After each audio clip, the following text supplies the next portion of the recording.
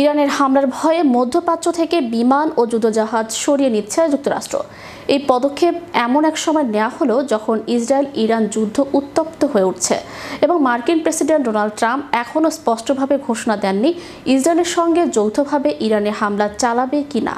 বিস্তারিত থাকছে ডেস্ক রিপোর্টে। ইরানের হামলার ভয়ে মধ্যপ্রাচ্য থেকে বিমান ও যুদ্ধজাহাজ সরিয়ে নিচ্ছে যুক্তরাষ্ট্র। এই পদক্ষেপ এমন এক সময় নেওয়া হলো যখন ইসরায়েল ইরান যুদ্ধ উত্তপ্ত হয়ে উঠছে এবং মার্কিন প্রেসিডেন্ট ডোনাল্ড ট্রাম্প এখনও স্পষ্টভাবে ঘোষণা দেননি ইসরায়েলের সঙ্গে যৌথভাবে ইরানে হামলা চালাবে কিনা। তবে এই পরিকল্পনা এখনও প্রাথমিক পর্যায়ে রয়েছে এবং পরিস্থিতির পরিবর্তন হতে পারে বলে উল্লেখ করা হয়েছে প্রতিবেদনে। কয়েকটি সূত্র উইকএন্ডে হামলা হতে পারে বলেও ইঙ্গিত দিয়েছে।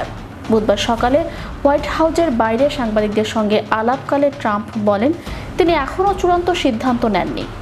আমি এটা করতে পারি, আবার নাও করতে পারি, মানে কেউই জানে না আমি কি করব। এদিকে বৃহস্পতিবার কাতারের মার্কিন দূতাবাস এক সতর্কবার্তা জারি করেছে।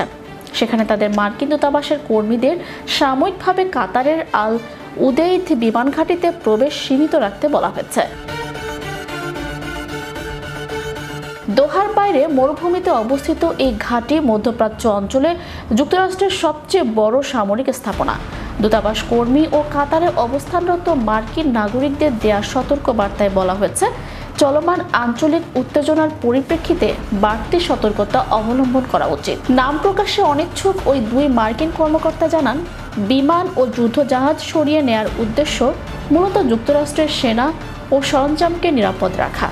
তবে ঠিক কতগুলো বিমান ও জাহাজ সরানো হয়েছে এবং সেগুলো কোথায় নেওয়া হয়েছে সে বিষয়ে তারা কিছুই জানাননি। একজন কর্মকর্তা বলেন, আল উদেদ ঘাঁটির যেসব বিমান শক্তিশালী সুরক্ষার আওতায় ছিল না সেগুলো সরিয়ে নেওয়া হয়েছে। এছাড়া বাহরাইনের একটি বন্দরের জাহাজগুলোও সেখান থেকে সরানো হয়েছে। এই বন্দরেই যুক্তরাষ্ট্রের পঞ্চম নৌবহর অবস্থান করে।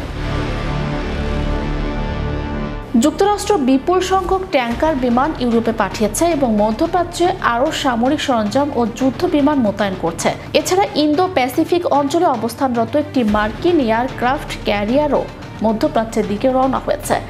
ইসরায়েল শুক্রবার থেকে ইরানে হামলা শুরু করেছে।